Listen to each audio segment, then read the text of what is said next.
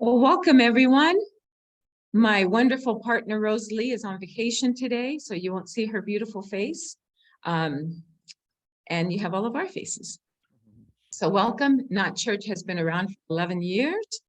And this is the place where you can come and be nourished spiritually, I think intellectually as well. We have a lot of wonderful speakers, right, that generate great ideas and more insight. And we welcome everyone, regardless of your religious background, your past experiences with different beliefs, or whatever your beliefs are. We welcome you. We welcome all ethnicities. We welcome all sexual orientations or identifications. And we are just open to everyone. We're just full of love, and we come from love, and it's a wonderful group to be a part of. So welcome everyone. Today we have the wonderful Yala, who's going to lead us into a meditation. And then Anna will introduce our speaker for today, which is Judith Cassis. And so we have a wonderful, wonderful day planned for you. Thank you all. And if you would all mute yourselves, that would be wonderful. Starting with me, and we'll get started. Welcome, Yala. Thanks, Beatrice. Good morning, everybody. Welcome, welcome. Let's start with closing our eyes. Take a deep breath through your nose and then out through your mouth.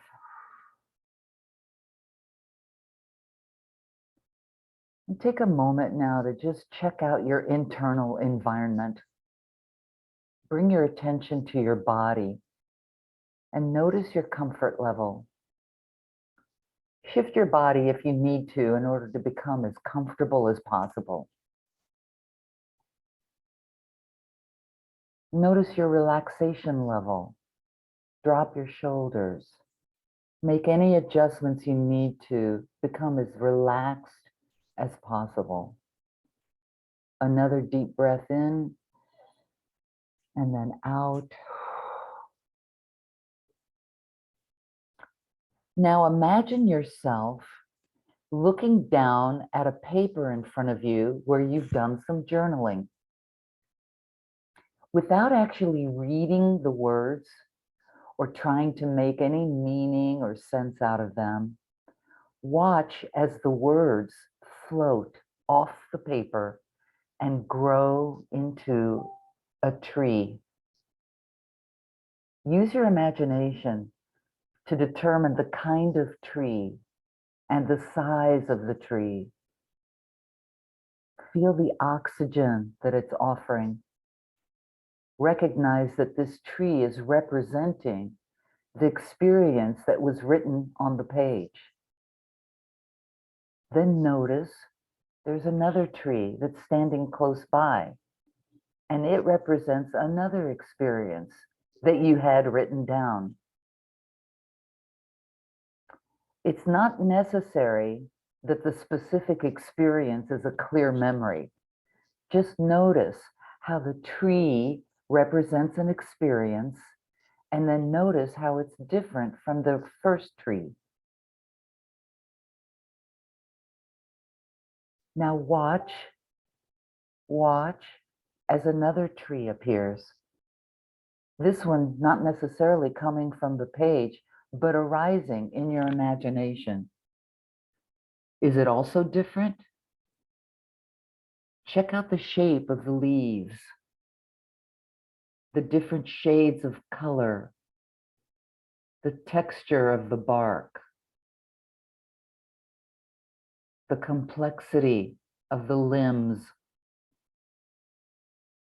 Allow the trees to continue to appear until you are in a forest. Take a moment now to watch this forest grow.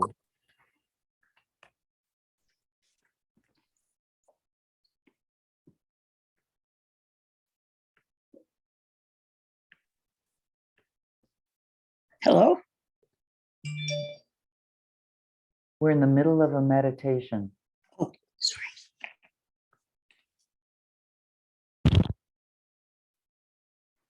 And continue to see the trees as representations of your life experiences.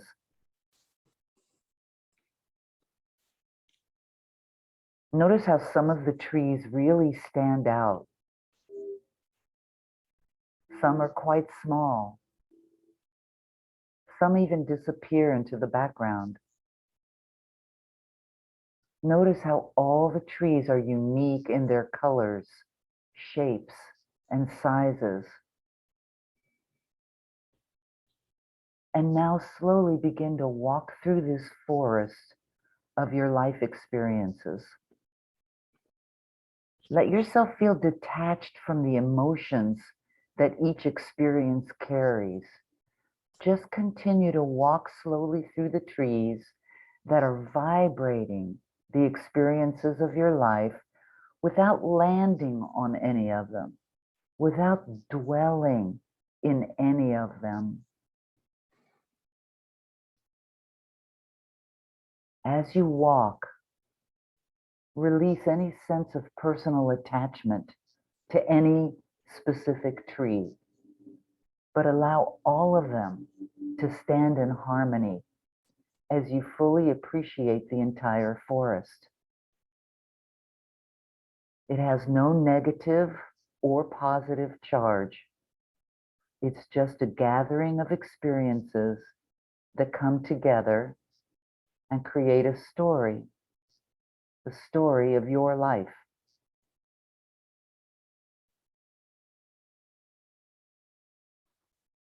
See if you can release any personal preference of how this story turns out, and just take it in. Absorb it in its entirety. See it like a movie and detach from any meaning or outcome you might imagine. Let yourself be fluid inside this forest of experience. And take a moment now as you continue to stay unattached. Take a moment to move about at your whim.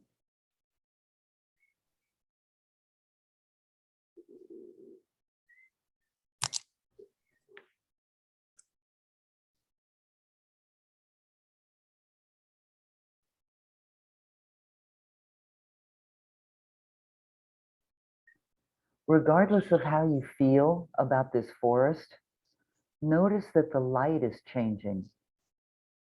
The sun is starting to go down. It's time to come home.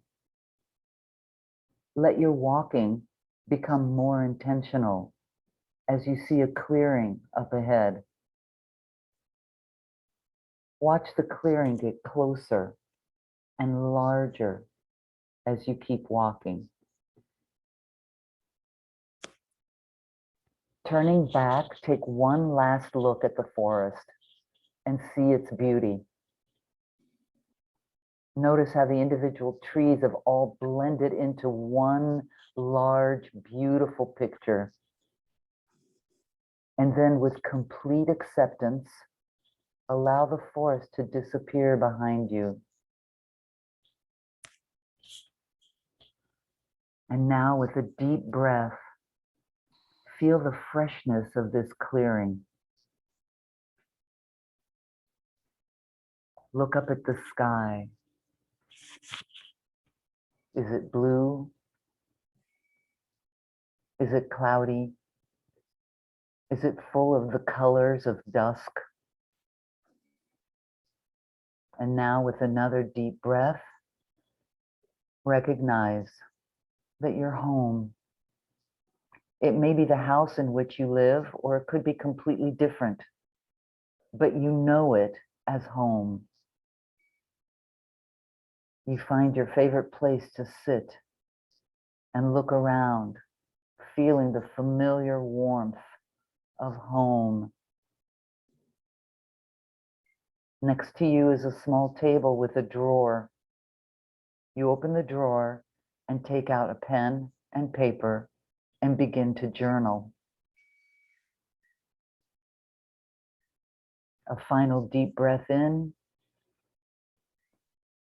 and out.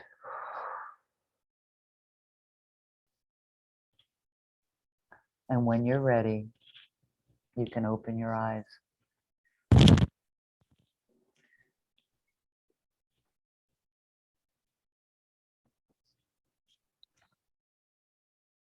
Thank you, Yella. That was beautiful. Thanks. Oh my gosh. I never really thought about all the trees in my life Mhm. and the special memories. Beautiful. It was. That was a lovely image. Thank you. Thanks. Mm. Thanks. So it's my pleasure this morning to introduce you to this lovely woman. See, I've known Judith for over 20 years. We did a master's program together years ago, but I'm just in the last year or so begun to learn more about what she's doing now. And her bio is available on the website if you want to read everything. But briefly, she's been a ghostwriter for New York Times best-selling books. And she's written and published her own books and the books of others. I'm especially interested in this one that I've been reading recently about work from her community where she lives. I'm sure she's going to tell us all about all this.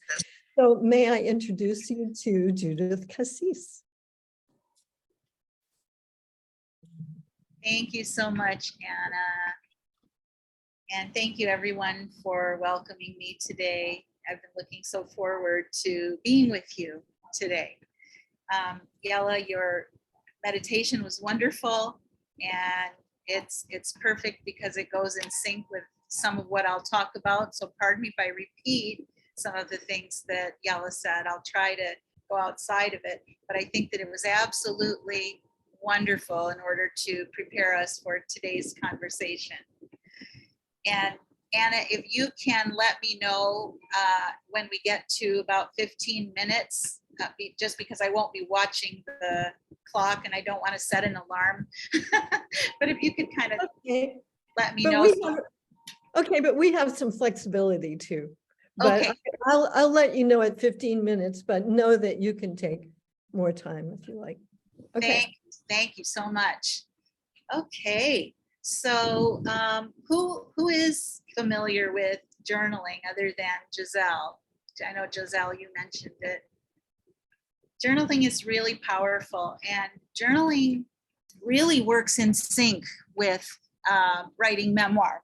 I've been journaling myself since I was 11. I didn't call it journaling, it was my diary, and it had one of those fake locks on it, that anybody could pick. But I wrote about my father dying when I was 14, and I have that memory preserved. I know exactly how I felt at the age of 14. And I wrote about my first crush and how he was wanted me to go behind the dugouts, and I was so shocked, but I get to see myself from adolescence and all of those things based on the stories that I wrote. I wrote about moving through my 20s, dating and breaking up, learning how to feel anger. I didn't know how to feel anger because in my family, we weren't allowed to feel angry. And we would hear the word, because I'm Lebanese and my family, we would speak Arabic a lot in my family. The word that they would use was swallow it in Arabic, swallow it, swallow it. And that's what I did. I swallowed my anger for many, many years. And eventually when I was 27, I began going to a therapist who taught me how to recognize anger first. I didn't even know how to recognize it. And so recognize it, feel it, and express it. And I think journaling is one of the most wonderful ways to learn how to express how we feel. And so journaling, I believe, goes hand in glove with writing memoir. The one thing about journaling is journaling, we write down everything. You know, with journaling, we write down anything we want and say it the way we want, and you know, don't censor ourselves, just get it out. And with memoir, you can pick and choose what you want to share. So we're going to talk a little bit about that and the difference. But first, I want to point out the difference. I hear my chime going off. Is that bothering anybody? Hearing the chime in the background? Okay, let me know if it does. I think Anyway, I think some people may not be muted though, because I think there's another sound in the background too. So if you're not muted, please go ahead and mute yourself. Great, thank you. okay, might be a sound here other than the chime, but let me know. First of all, I wanted to talk for 1 second about the difference between memoir and an autobiography. Now, there are three words you've probably heard: memoir, autobiography, biography. Now, a biography is a story about someone from someone else's perspective. Someone else writes it. For instance, the biography of say, for instance, President Biden wouldn't be written by him, but it would be written about him and about his life. An autobiography is something we write about ourselves, and it's a story about our lives from start to finish. Now, we may not mention everything, but we hit the high points. And then memoir are those high points, individualized. And the best way I can think to describe it is this. When you have a box of chocolates, a box of candy, think of that as an autobiography. You have all different kinds of flavors and types, and dark chocolate, light chocolate, nuts and creams and caramels, whatever, but it's all in one box. That we could think of as autobiography. Memoir are those individual chocolates. Some of them have nuts, some of them don't, some of them taste good, some of them didn't taste so good, but that's a good way to look at the difference between those things. And so I want to go into a little bit about what I want to talk about today. And I have just a few notes, because the day I turned 60, I started using notes. I didn't have to use notes before, but now I do.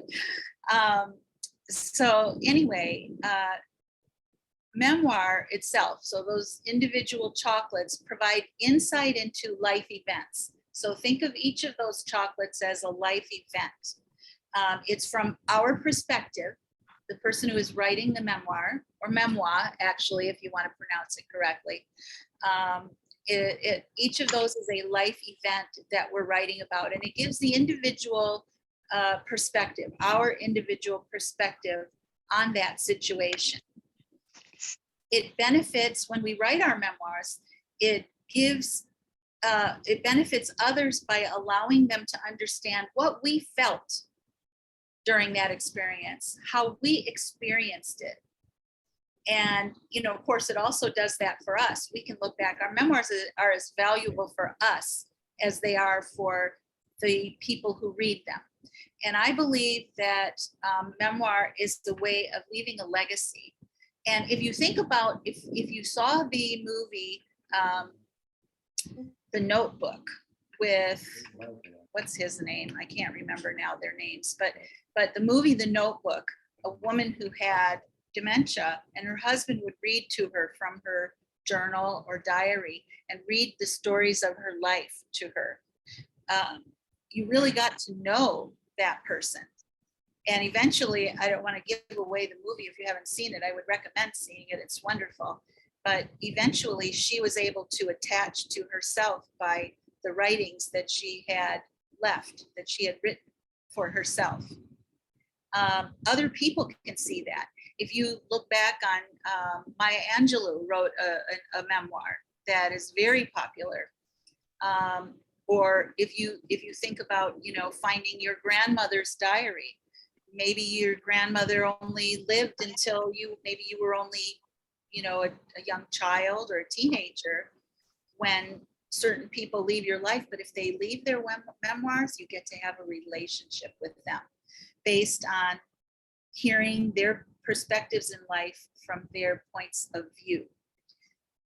In memoir, we can talk about loss, we can talk about change.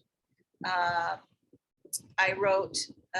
writing actually a lot. My husband passed away 4.5 years ago, and I'm writing different stories, different vignettes from our marriage, from our life together. And those are our memoirs. And maybe I don't want to talk about everything right now to my kids or my family, but they're there chronicling my life experience. And so memoirs allow us to write about people who are here or past, memories that could one day be beyond recall, because it's better when we write things down right after they're happening, or even right during when they're happening. We remember the details the way they are rather than embellishing them, with our the way that we embellish when we write. It's like playing telephone, and the story changes as you go. But that is a benefit, as I said, for ourselves and for others. You can publish your memoirs if you want to. Some people do. You can self-publish them. You don't have to look for a publisher, but you can self-publish them and offer them only to your family members. I've been teaching a class whereby our focus is on memoir for 22 years. And during those 22 years, we've written and published 9 anthologies, much of which contain the memoirs of the people who've been in those classes. And they get to preserve them. It carves them in stone, because once something's in print, it's in print. And anyway, they give the books to their family members. These are for people who don't want to maybe write a whole book on their own. Although probably over the years, I would say almost 20 people have ended up writing their own books, some of which are memoirs. But when we write our memoirs, we tap into this. I will have time also. I want to let you know, I'll leave time for questions. So if you have a question when I'm saying something, please feel free to jot it down on a piece of paper. And then when that 15 minutes is over, I can answer those questions, or even before, if I finish before that. But as we write our memoirs, these little vignettes, we tap into our subconscious minds, which fosters self-awareness, things about ourselves that we didn't know. We get to have a greater understanding of who we are and how we perceive those experiences, or perceived them, and how they changed us, or how they directed us, or how they made us more conscious of our lives and our experience of life. The interesting thing about those stories is that they need to come through us before they come out of us. And that's where the going through us part of it flavors it. And the coming out of us is when we write them or record them. There are some people who say that they don't want to write. That's fine. You don't have to write. You can record your memoirs. My dad did that. And we have those recordings. He didn't know he was going to die at his age and leave 3 little kids and a wife. And I'm so glad he made those recordings, because now we have them. And it's interesting because I was listening to them. Now he's been gone, let's see, almost 50 years. I'm 63. And listening to that, I didn't realize my dad had an accent growing up. When I listened to the recordings, I heard he had a pretty thick accent. So it was interesting what we remember and what we don't remember. And of course, living with someone whose second language is English, you don't realize that you're not thinking, oh, my dad has an accent. You're not thinking that. You're hearing the person as they speak. So recording has a lot of benefits. In fact, just recently, I worked on a book with the mayor of Santa Clarita, California. And we spent about 10 hours together recording his memoirs. I asked him questions, he spoke about things, then we put it all together, we transcribed it, which you can do, and then he wrote a book with it. And so there's benefit to that. We not only have the recording of his voice, his actual voice, telling the stories, which will be priceless for his family, his children, grandchildren, great-grandchildren. We also have a transcription, from having transcribed them, having someone take the words and put them down exactly as he spoke them. And then we have the book that is consumable by the public. So that's a great way to have, and actually we also have videos because we did it on Zoom. So we have the videos as well. Priceless, I'm telling you, priceless. You can also record your memoirs on Zoom as video and audio. You can take the audio bed out if you want, but you can also have the video, which I think is a wonderful way to do it. But anyway, writing those stories helps minimize confusion about remembering our life events. And we can even go back and after we read them, see how we have changed as a result of the direction our lives took during those specific life events. And we were able to access truly our own inner wisdom, which is born of the events, of our lives. Not only the good events, the great events and the memories of, coupleship or marriage, the birthing of children or grandchildren. Those are all wonderful events and they all change our lives in dramatic ways, but also the events that at the time they're happening, we wish they weren't happening or we wish they didn't happen. We grow from everything. We grow from everything.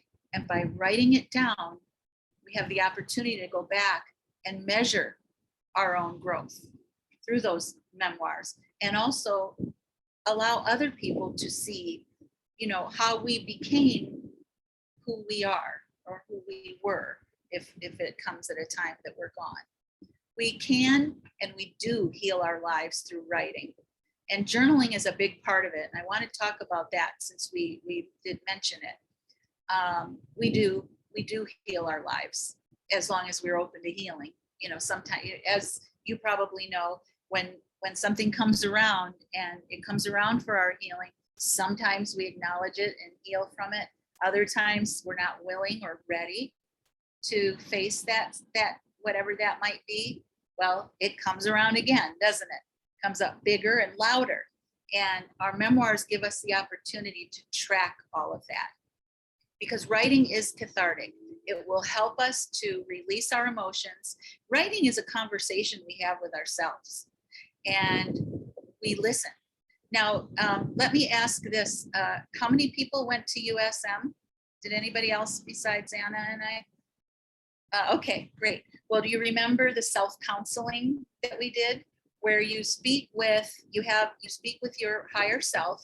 In my case, that's what I did. So you ask a question of your higher self. This is a great way to resolve issues. I still use it to this day, and I teach my hypnotherapy clients and I teach my journaling clients and students this exercise.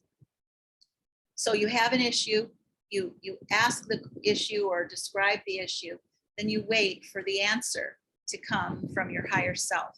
And then you continue that conversation. And what ends up happening is you resolve. You get to the point where that issue is resolved, or at least resolved to a certain level. The most amazing thing I ever learned, and as I said, I still use it to this day. That's something that as we are journaling can be a very, very powerful exercise. So one other benefit I did mention, recording our memories, that we get to record those little vignettes, those little pieces of chocolate with the nuts and the creams and whatever. But also we get to express through our authentic voices. When we write our memoirs, we get to learn how we express to the world, how we see the world and express to the world through writing these vignettes called memoir, or, journaling. We come to know ourselves better through this. And we see, as I had mentioned earlier, how we grow and evolve, as well as get to grow and evolve through it. Journaling fosters mindfulness. Now, mindfulness is focus. It's the easiest way to say it. We acknowledge, when we focus on something, a story, a topic, a feeling, whatever it might be, a thought, and then we acknowledge the feelings around it. How am I feeling? And there are 4 words that I'm going to give you that really helped me years ago to learn how to discern what I was feeling. And they are 4 simple words that our minds understand, because they speak to the child mind, the simple mind. And they are the 4 basic feelings: mad, sad, glad, or scared. So when you look at something, or when you observe a situation that you're writing about in your memoir, you can ask yourself, what am I feeling? Am I feeling mad? Am I feeling sad, glad, or scared? Usually when you're feeling mad, anger is a secondary emotion, and it masks fear or sadness. So whenever you're feeling mad, ask yourself, okay, could I be feeling sadness in this situation, fear, or both? And this is how we can help ourselves get through what we're getting through, and help ourselves to journal. So getting down to the business of memoir, let me ask Anna, how are we doing, Anna, with time? That was just a little more than 15 minutes. Okay, so I will speak for about 2 or 3 more minutes, and then we'll have time for questions. Yes. So as I mentioned, journaling is a great tool for compiling our memoirs and doing all the other things we just talked about.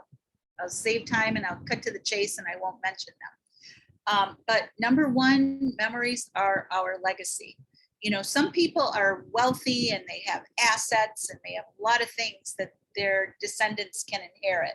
Some of us have little material in the way of material things.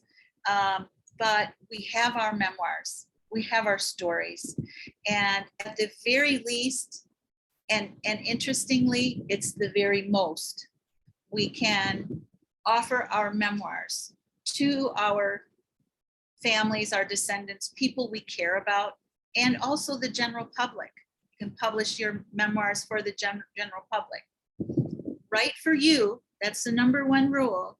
And then pick and choose what you want to share with others. So we were talking a minute ago before I started talking. I don't remember the exact thing that someone said, but what do you write about? And you write about everything, and then pick and choose what you want to share. And there may be things you want to write that you don't want anybody else to see. Burn them, but write about them.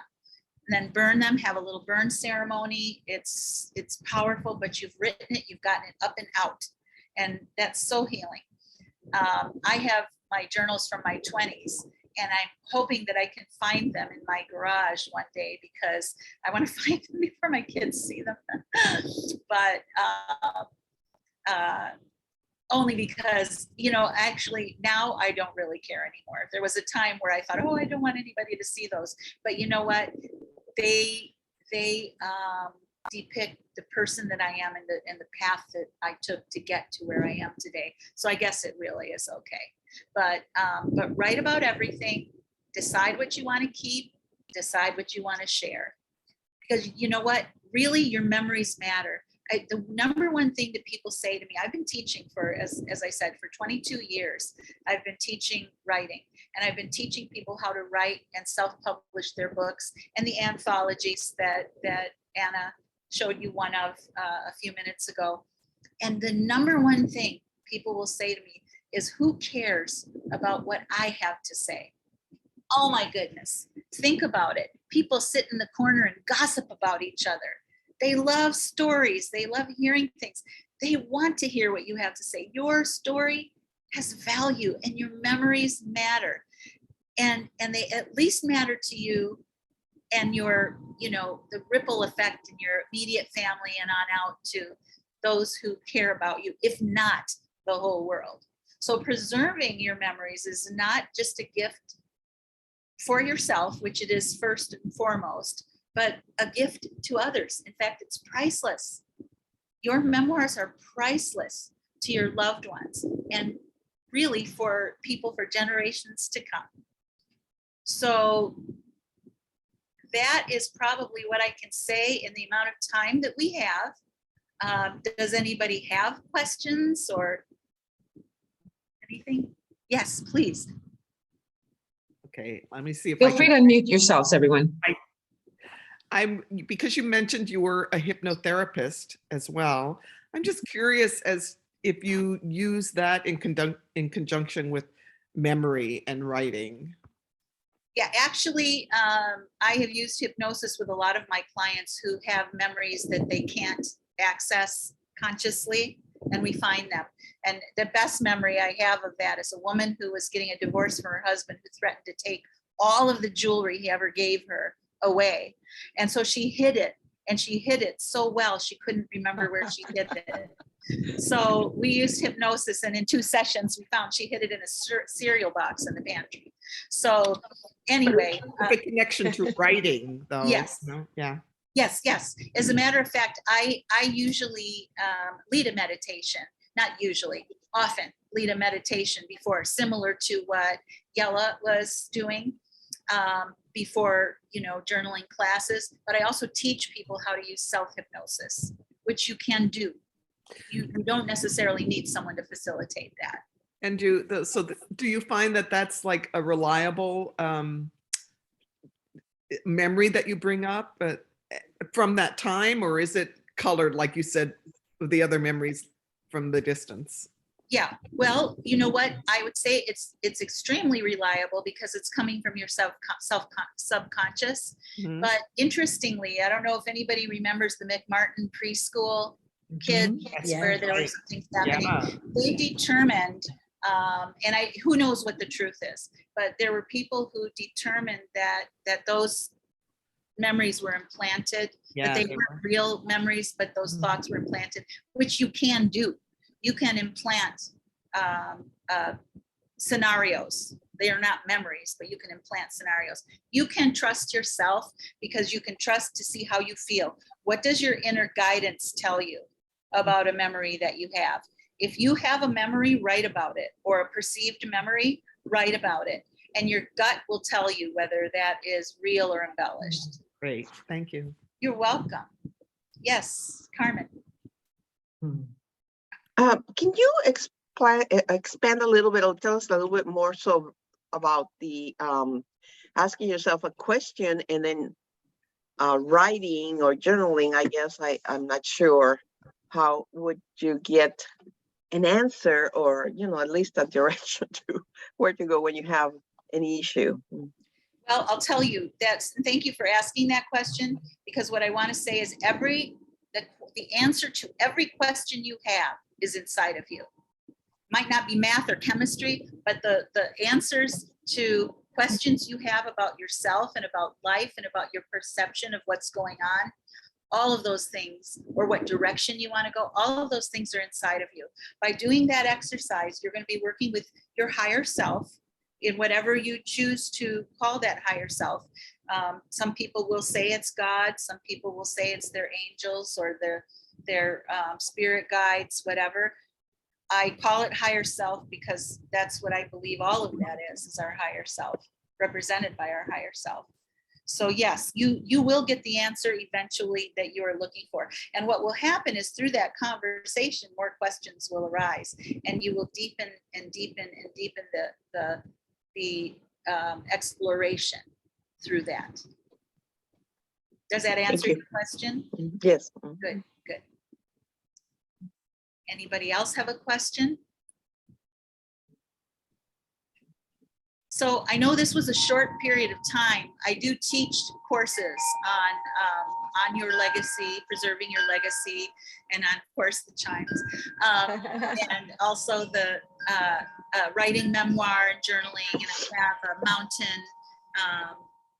retreat that I do every year. And if you do connect with me, feel free to connect with me on Facebook, but let me know who you are so I can connect back with you.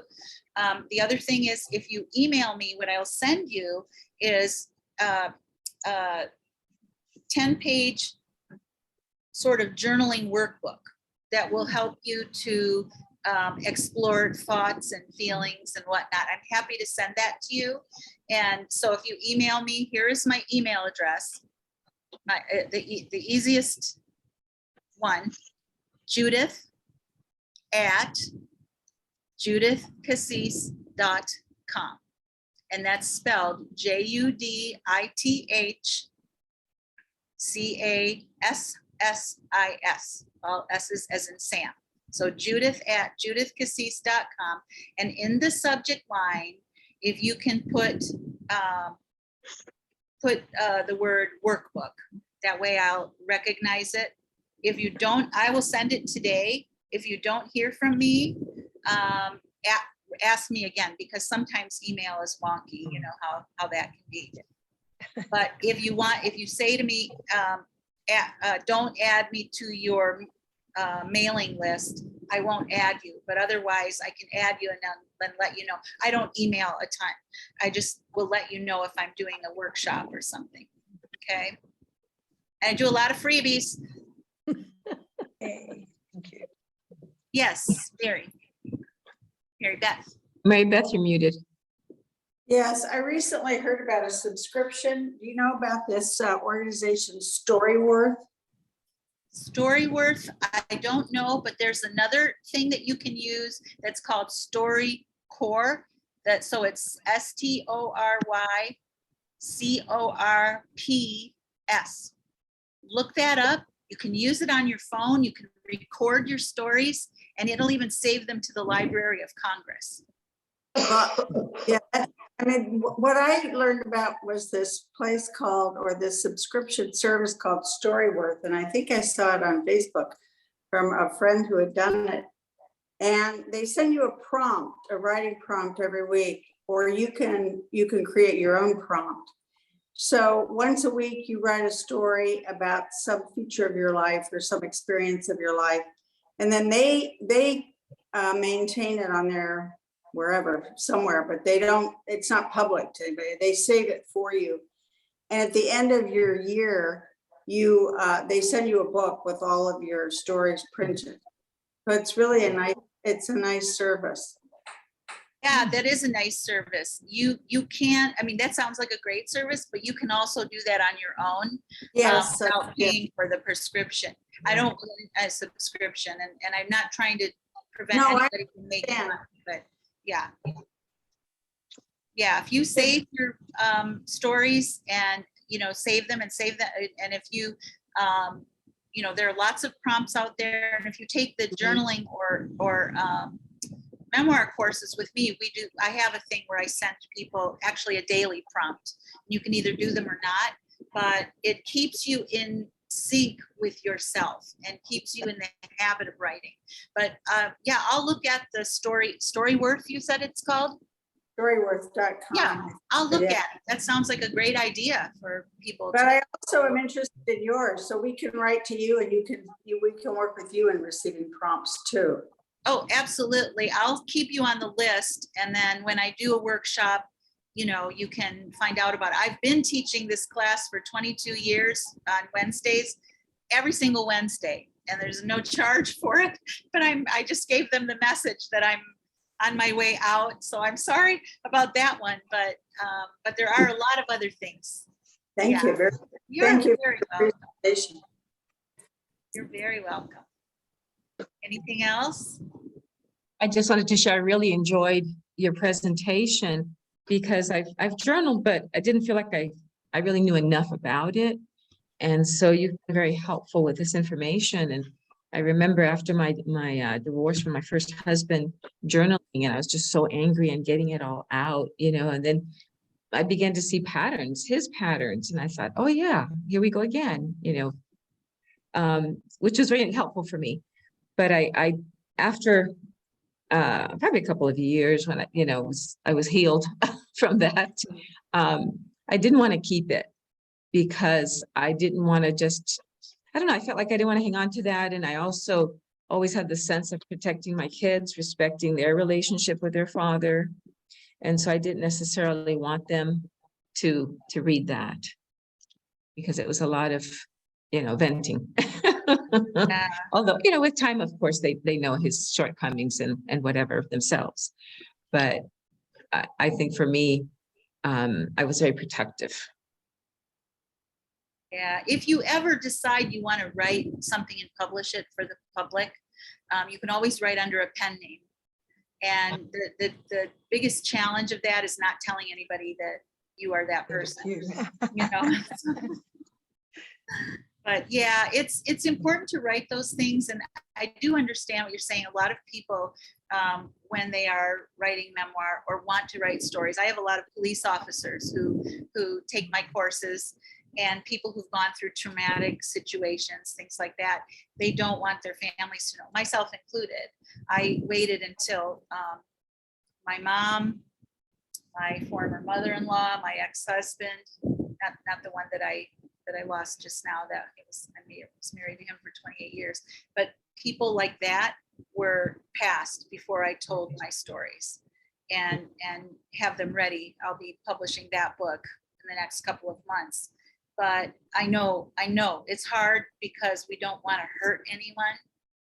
And there's a way to tell a story, first of all, without doing that. Secondly, there's a lot I could say about that, but it's healing and cathartic. And if you want to write it under a pen name. Thank you. Good, interesting. Yes, very helpful. Any other questions or comments? Well, you are a joy to experience. Thank you. You really expanded my thinking, and I can think of a book to write about. Write every idea down, write everything down in an idea file, or put it, if it's written on paper, or else put it on a document in your computer and save it, because you never know when you might want something to write about. Yeah, and like you were saying, I think that sometimes sharing your story can really help other people, think, oh yeah, that's how I feel, or that's what I've been through, or there's hope. This is part of the journey. And now I'm here at a very happy and good place. Yep. All the lessons along the way. Oh, thank you. Well, It was wonderful. any other Thank questions? you. Oh, yes, give you a hand. Yes, truly Thank you, special. Judith. Thank you, Thank you so Judith. much. Thank you so much. Appreciate it. And if you could, you're welcome to continue to stay with us. And if we could all just do a nice smile for our portrait picture that'll be taken for today. So on the count of 3, 1, 2, 3. Great. Thank you. Thank you. So yes, that was really wonderful. A lot of thinking generated. I appreciate your inviting me to join you. Thank you, everybody. Thank you, Anna. Thank you. So with that, we will mention some announcements and remind everyone that going to our website, today is recorded, and all of our previous speakers, the recordings are on there. So I take notes, but it's always nice to go back to or share it with other people, because it's just so much to learn today. And every speaker just brings a lot to our group. So remember to check our website for upcoming events and information. So with that, we have some announcements. Anna? Yeah, let me see. Yes, I'm unmuted. We have 2 things. Debbie Roth, who some of you will remember, she has offered a couple of workshops, online workshops for our group as a gift. And she's doing another one on happiness, a webinar on happiness on October 29th. I put a link to the information in the chat, and I'm going to put it on the Tranquilo Not Church Facebook page and the regular Tranquilo Facebook page. I'm going to put it all over the place so that you can find it if you would like to participate in that on October 29th. I think it's just a couple of hours. Debbie is absolutely delightful, so you would enjoy it. If you haven't come across her before, you would really enjoy that. And we have great news. I know a bunch of you in the past have participated in silent retreats that Nadine leads. And so Nadine is traveling today, so she isn't with us, but we're going to have the first in-person half-day silent retreat led by Nadine on October 20th. And it will be from 9:30 in the morning until 1 p.m. And it'll include a shared silent lunch. And we've done these, I think, 3 or 4 times, and they've always just been really valuable. If anybody who's done them before wants to say anything about them, you're welcome to. Anyway, so we're going to do that. And I'm also going to put that on the Facebook page. And Nadine, when she gets back, she'll do like an event or whatever, but we just wanted to let you know in advance, and everyone is welcome to that. We're going to have it in the house that Doug and I built on the corner here in La Mission area, but in the Arcos section of Plaza del Mar, because we've sold the house and we're in escrow, and we should be closing within the next, I hope we don't close before October 20th. We might have to ask the new owners if we can borrow it, but and it's kind of a little bit of a celebration of that for us, and just to enjoy that space, you know, one more time, because we've done meditations there many times. So if you have any questions about either one of these, you're welcome to send me an email or a Facebook message, whatever. And that's it. Those are my, you know, we always do every Monday morning at 8:30 here in the Arcos section by the pool outdoors. Ron DeJong leads a meditation. So you're always welcome. We're going into our 9th year of doing that every Monday. So, and there are other book study groups and other groups, if anybody has any announcements they want to make, or that's it for me. Carmen, did you have a question? No, I was just going to ask where it was going to be. So Oh. Good. I know that place. That'll be fun, won't it, Carmen? Don't you Oh, think? yes, to say goodbye. Very nice. Well, thank you, everyone. Have a wonderful, wonderful Sunday and awesome week. It's really nice seeing you all. Contribution today and for being here. Thank you, Beatrice. Thank And you. love, Thank you, love to Beatrice. Rose when she watches this. Yes. Yes. Everyone. Bye, everyone. everyone. Bye. Thank you, Bye, everyone. everybody.